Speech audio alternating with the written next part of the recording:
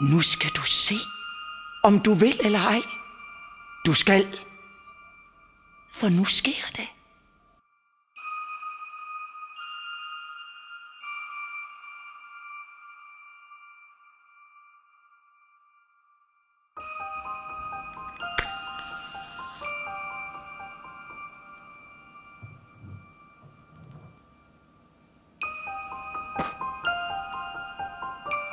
Se, der står et kloster i Østerled, omkranset af en høj, tyk mur. I klostret bor munke. Ja, du ved, hjertens fromme munke, som læser i tykke bøger. Og så bor der en dreng.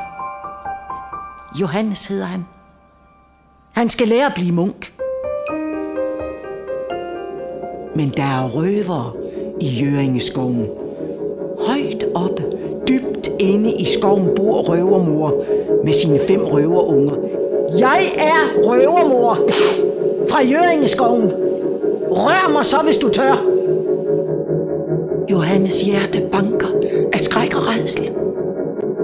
Det er nu, de skal slås ihjel. Jamen børn dog, kan I så holde fred? Det er Abbed Hans, den ældste munk på klostret og lærermester for Johannes. En krumbøjet olding med langt, hvidt hår.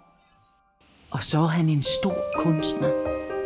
Hele haven er hans kunstværk. Jamen han har selv plantet hver eneste lille blomst og hver eneste duftende krydderurt i hele klosterhaven. Og Abbed Hans, han elsker sin have højere end noget andet i verden.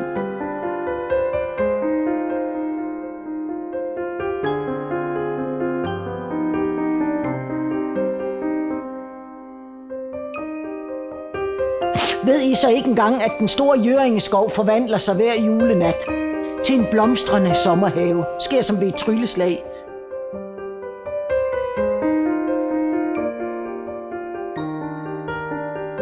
Se, det får Abbed Hans til at spidse ører. Jo. Jamen vist kender han da eventyret om julemiraklet i Jøringeskoven. Hans bedstemor fortalte ham det, da han var en lille dreng. Men skulle den mon virkelig være sand? Stakkels Johannes. Han er helt ude af sig selv. Jamen forstod Abbed Hans da ikke, at det hele var en fælde, som røvermor havde lagt?